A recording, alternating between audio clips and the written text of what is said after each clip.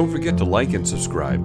Ladies and gentlemen, today we're sitting down with someone whose music is as genuine and heartfelt as the Alberta skies that she calls home. Shalaine Stebner is a singer-songwriter from central Alberta, and her roots-based country sound draws inspiration from the golden eras of the 80s, 90s, and 2000s. Her songs aren't just melodies, they're stories, reflections, and heartfelt messages that resonate with listeners on a deeply personal level. Now, her journey with music started young. At just 6 years old, she stepped onto the stage with her dad's band, and the spark was immediate.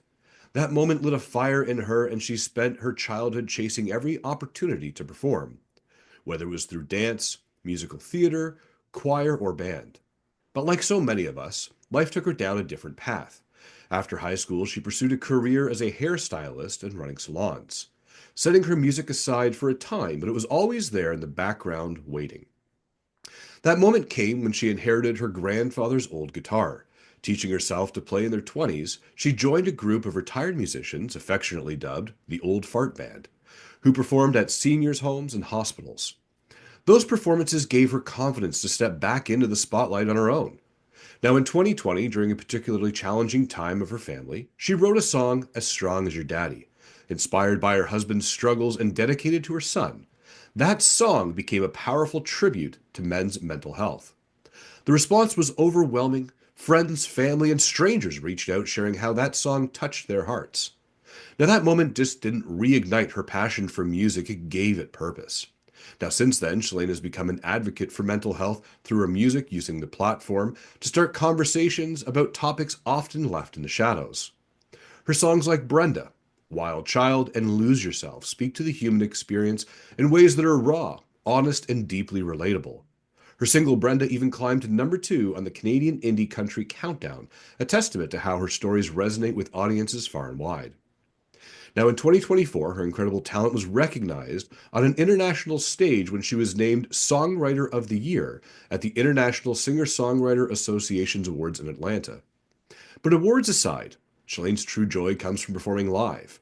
She's played everywhere from intimate cafes to lively casino stages, from Western days to park parties, and she always brings her heart to every performance. Often her biggest fan, her dad, is right there on stage with her, keeping the beat on the drums and sharing in the magic of her music. Her debut live album, Live from the Grand Tavern, captures the authenticity and energy she brings to every show, and her growing catalog of songs continues to showcase her ability to turn life's highs and lows into unforgettable music. Shalaine is far more than a singer-songwriter. She's a storyteller, an advocate, and a shining example of how music can heal, inspire, and connect us all. So grab your cup of coffee. I'm excited to introduce and to welcome the incredibly talented award-winning singer-songwriter, Shalaine Stebner, to the show. Shalaine, thank you so much for your time and welcome to the show. Thank you so much. If I can just request that every time that I go anywhere, you introduce me, that would be great. If I'm, you I'm, don't mind. I'm for hire, and usually people want me at the self-checkout too, swiping the broccoli. Now here we are. I love it.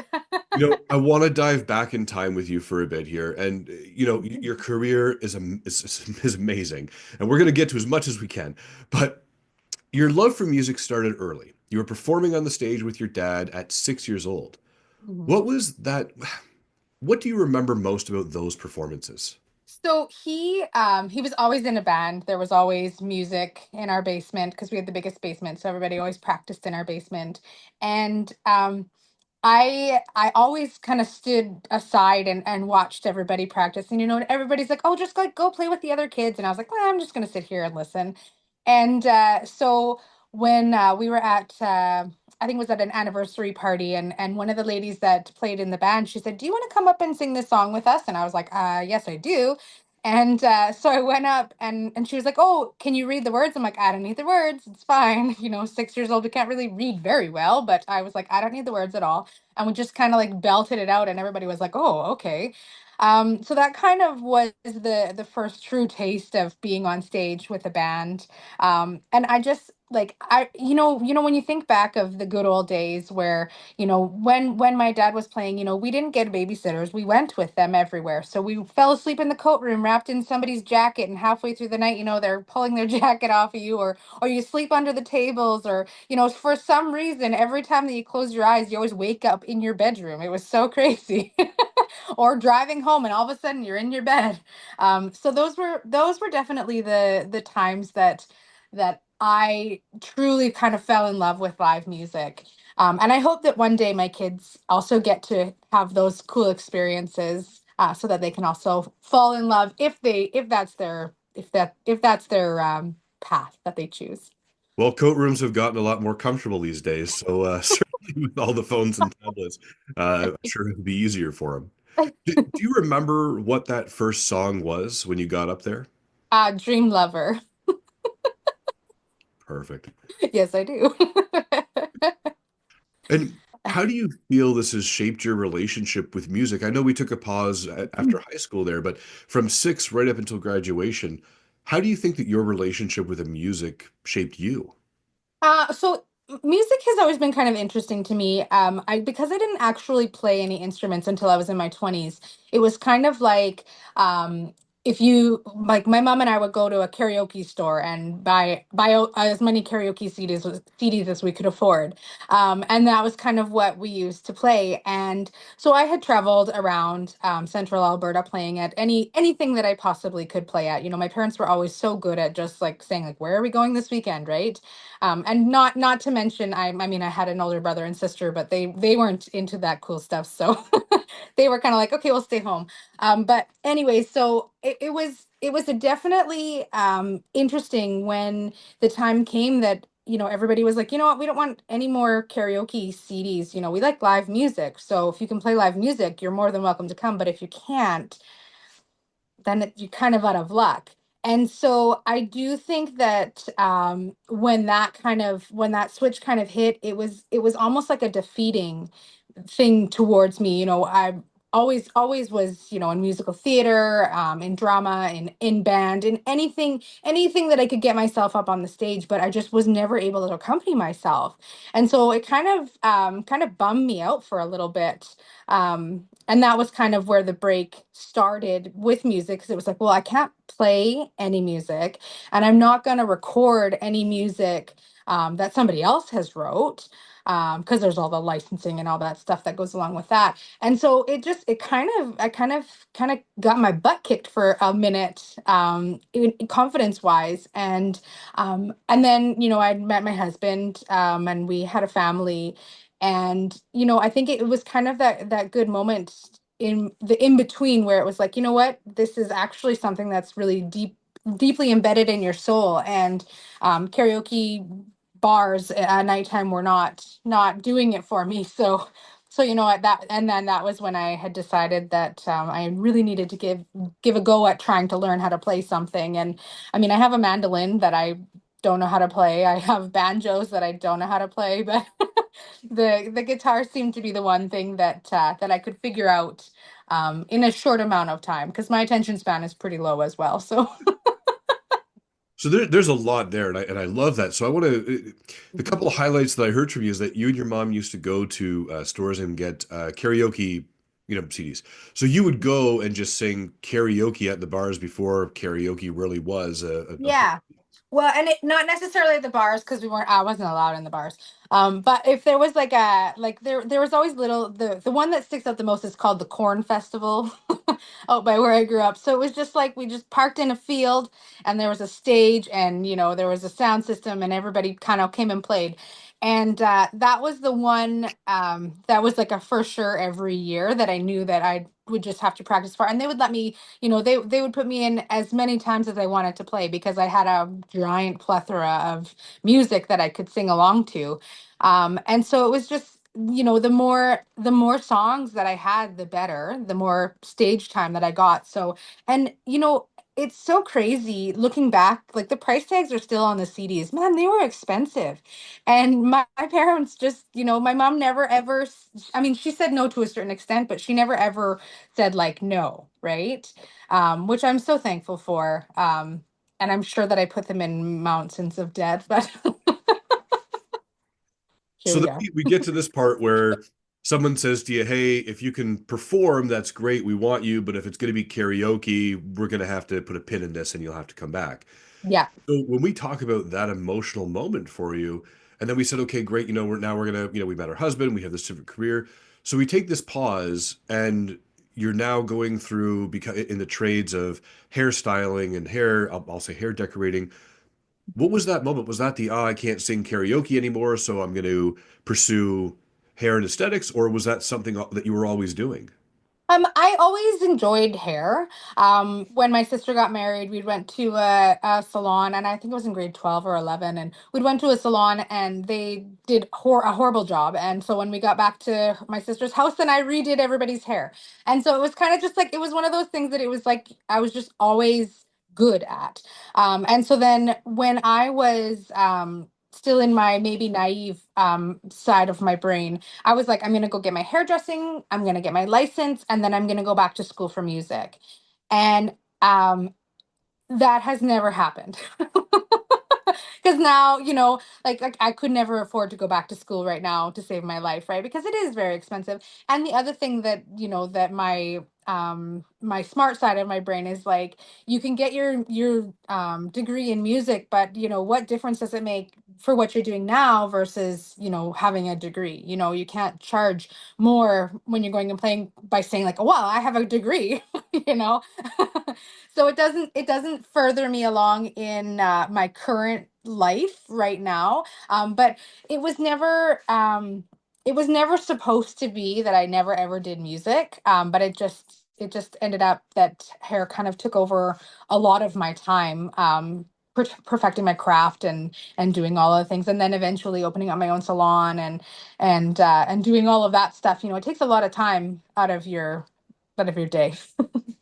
So it's neat that you've mentioned something, and I'm going to touch on this. And I don't think anyone has an answer to this, but you're so right. If you study music or you get a BA in music or whatever the case may be, you can't charge more for your performances or for what you do. Why do you think that we can't do that with a degree or a PhD in music, but we can with kind of sort of anything else?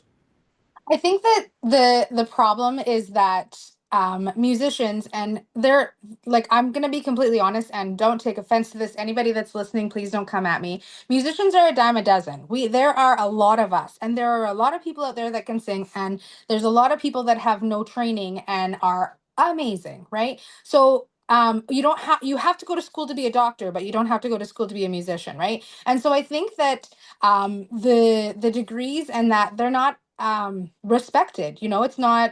It's not like it puts you any farther ahead in your career, unless you're doing like, if you're going to school for like your sound management or production or stuff like that. But just to be a singer or to play along in a band, you people have been doing that since like grade 7, right? And so I do think that it is just a lack of respect in general for that schooling, which is unfortunate. And hopefully one day that'll change. But at the same time, it's just, I mean, it is the way that it is. I like that you've said this because it's this piece of as you said, this lack of respect, right? People will go to Juilliard and study how to be an actor or theater, and people are like, "Oh, I went to Juilliard, therefore you must be whoever." But studying music just gives you a different relationship or understanding. But I like that you've said that. It's just a different lack of respect for people who have studied music versus the guy who's been doing it or girl who's been doing it for X. So, Absolutely. but I want to talk about this pivotal role for you, or sorry, this pivotal moment. Um, your grandfather's guitar, do you still have it? Yes. It's at my parents' house. So it's a jumbo, and I am not a jumbo. I am quite small in frame. So I definitely I love playing it, but I can't plug it in myself. I need somebody else to plug me in. So that's sometimes a little embarrassing. What do you mean by it's a jumbo? So the body of the guitar is like as big as they possibly can come. Oh, okay. So I literally can't like reach around to the bottom of it where the plug goes, where I can plug myself in. But my dad still has it. It's hanging up on the wall, and so every time we go out there, we always jam together. So what was it about inheriting your grandfather's old guitar that you had said, you know what, I just got to learn how to play this thing? So my grandpa passed away when I was 9. So I never really got to form a relationship music wise with him, which I always was sad about. Because my dad played drums since he was like probably 15. He learned, and then so he got to have that cool relationship with his dad. And then I just, because there was nobody else that played guitar in my family, and even in my extended family, like nobody, like if you ask any of them to get on stage, they're like, can somebody else do it, right? Whereas I'm like, let me on, right? So I think it was just a desire for connection with somebody in my family that was a certain way. And my grandma, they she never played music, but she was always so supportive of my dad, and supportive of, obviously, of her husband. But they would dance, anytime that there was any music going on, they would dance. And so going to halls to dances and things like that. So I think it was just the connection that I was desiring the most.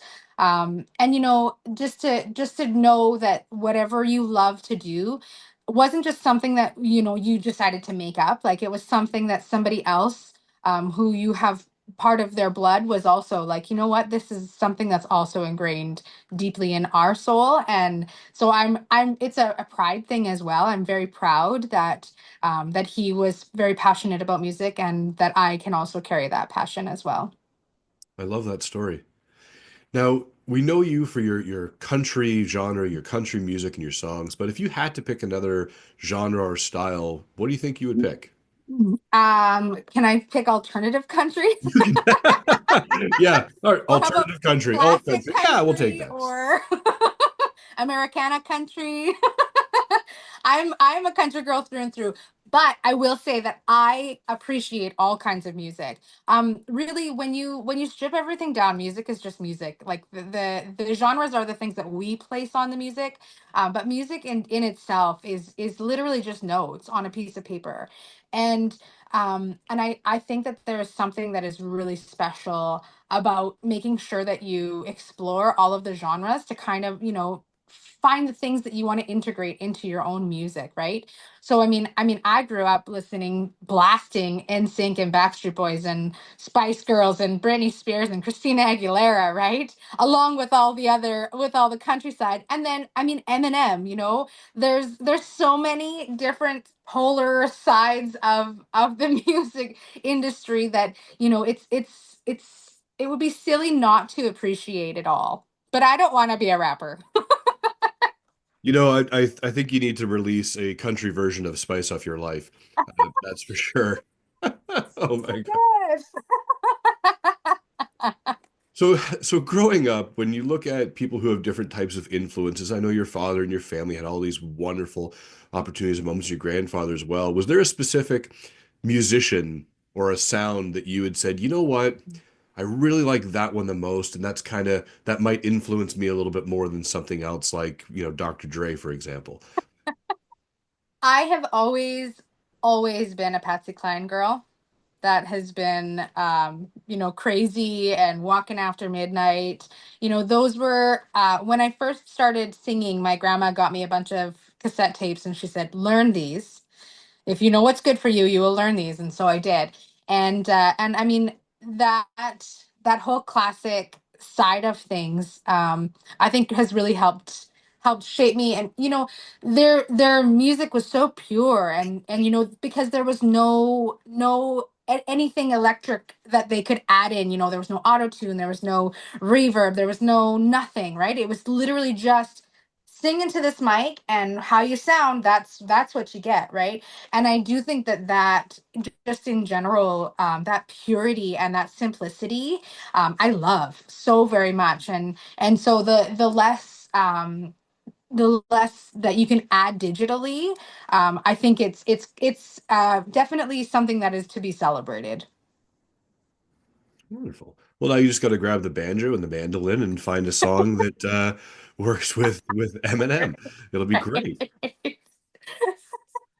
I'm going to speed up a little bit here. There's a song that you've written, and to my understanding, your song is When You Were Mine. And Mm, this is a tribute to your friend whose husband was lost in an accident. yeah. And I know we just went from this happy tone and now we're going to Yeah. talk about I'm here. something I'm here for tragic. this. Um, what inspired you to write this tribute? So I'm not going to say this in a bragging way because I don't mean it to be a bragging way, but I had a very vanilla childhood. So, my parents were still together, everybody like it's all very, very, very vanilla. And so I do think that that has helped allow me to listen to other people's stories and not kind of impose my own thoughts or judgments onto it, right? And so when my friend's husband was killed tragically, those emotions and hearing the story, it just kind of washes over you, and so I for myself, I know that one of the greatest gifts that I can give to somebody is music, and everybody has different gifts, and we all have different platforms, and it's our duty to share in the gift that we are given. And so that I just healing through music is something that they've done a lot of studies on that music helps. And so I just wanted to write something that meant something to her. And the nice thing about When You Were Mine is it's very, very generic. You can insert anybody's story into it. um, it's just like whether somebody has died or they have left, or it's very much just suddenly somebody that has been in your life is no longer there. And I do I have a lot of people have said to me that like this is like this reminds me of this exact thing that happened to me. And it's maybe not even the exact same, maybe it has nothing to do with their husband dying or whatever, but I just it was something that was in my heart so very deeply when she was telling the story. And it was like, you know what, like, when you say like we weren't ready for you to go, we weren't ready for this, this was not in our plans. And I think that in general is a feeling that a lot of people feel when something very intense or tragic happens. It's like, wait a minute, like we didn't plan for this, like why did we get this, why is this happening, right? So that was kind of the thoughts and the feelings behind it. So when you get up on stage and we look at your songs like When You Were Mine and I Sure Do Miss You, Hmm. right, which is another tribute to your aunt, is my understanding. Do you Hmm. ever get, I'm going to use the word overly emotional or choked up on stage with these deep connections to the songs that you have? Are you ever up there and then all of a sudden you're like, hey, I just need a minute, or you just start swelling up as you're going? I have one time I did.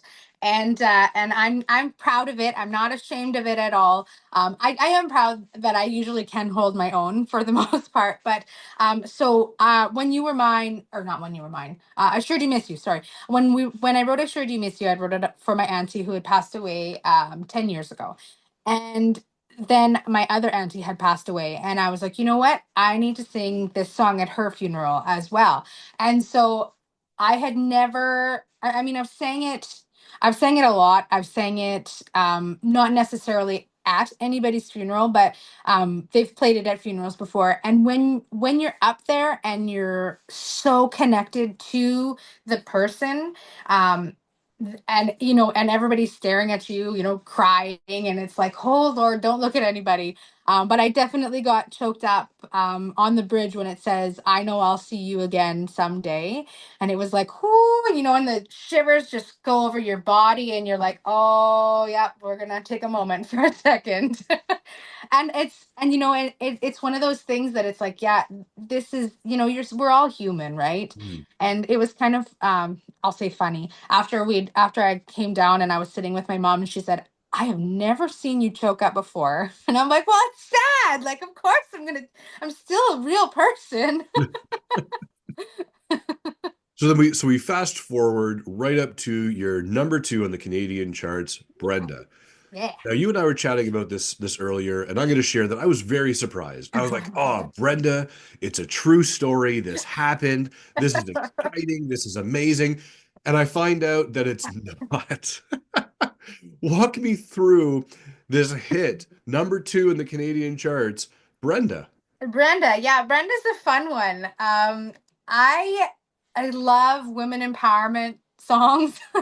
Goodbye Earl by the Chicks, Independence Day, when God-fearing women get the blues, that kind of a turnaround where the woman kind of gets the hurrah at the very end. I love those kinds of songs. And so I'd had this kind of an idea in my head about like cigarettes and wine and that because that's generally like when women get together we smoke cigarettes and drink wine, right? And so I thought, you know what, I really want to incorporate cigarettes and wine, but I also want like this woman who's getting cheated on and she knows about it. I want her to have like the last laugh, right? And so that was kind of where the idea started. And then I have my one girlfriend, I call her my life coach because she talks me down from a lot of silly things. And so we were sitting there the one day and her name is Brenda. And she said, you know what? She's like, I'm throwing this out there. She said, there are so many good songs about women, but there's no good songs about women named Brenda. And I was like, you know what?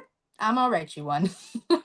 And so we did. And it was one of those rights that it took me probably about 10 or 15 minutes to get it out and get music to it. And it was just so effortless and so seamless. And it was just like I knew that like the cigarettes and the wine, and then it's like, okay, well, if I'm gonna start with cigarettes and wine, I have to like add it in and make sure that it's relevant. And then, I mean, why not just burn the house down with the lit cigarette, right? Because it's happened in history. Don't think that that's not true. I watched lots of commercials where they said, don't fall asleep with a cigarette in your hand because you'll burn the whole house down, right?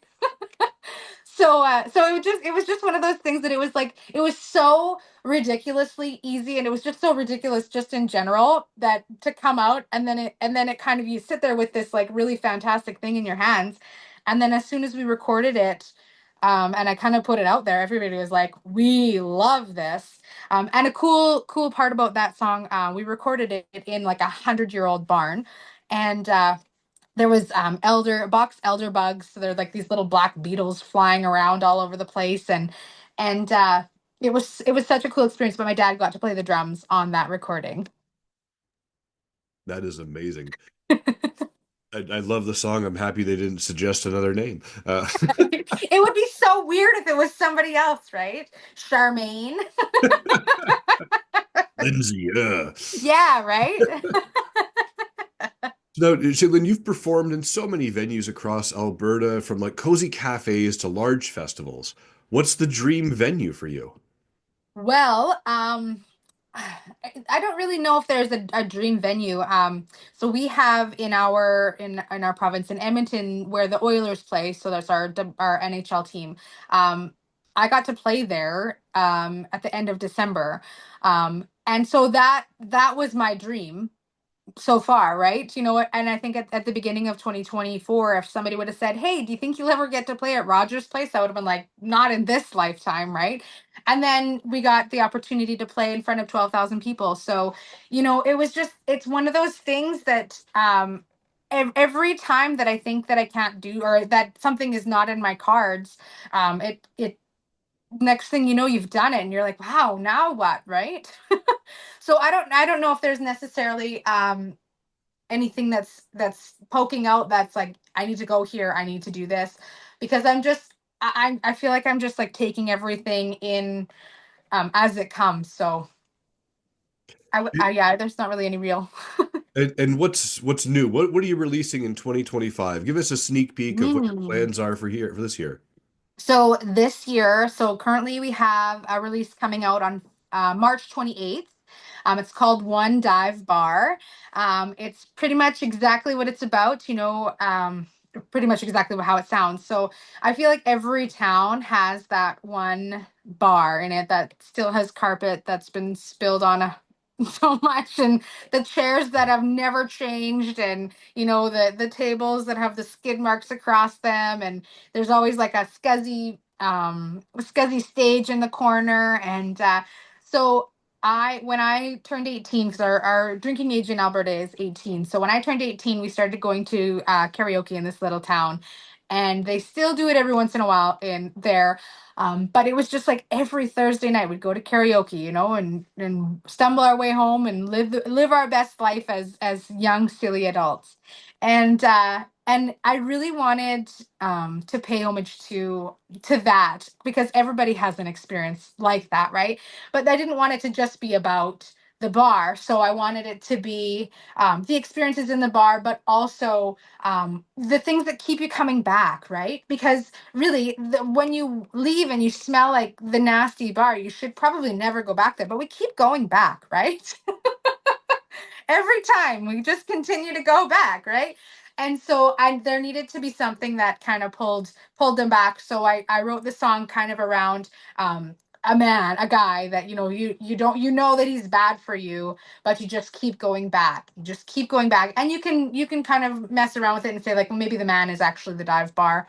But it's just kind of what keeps you going back to the places that you shouldn't go.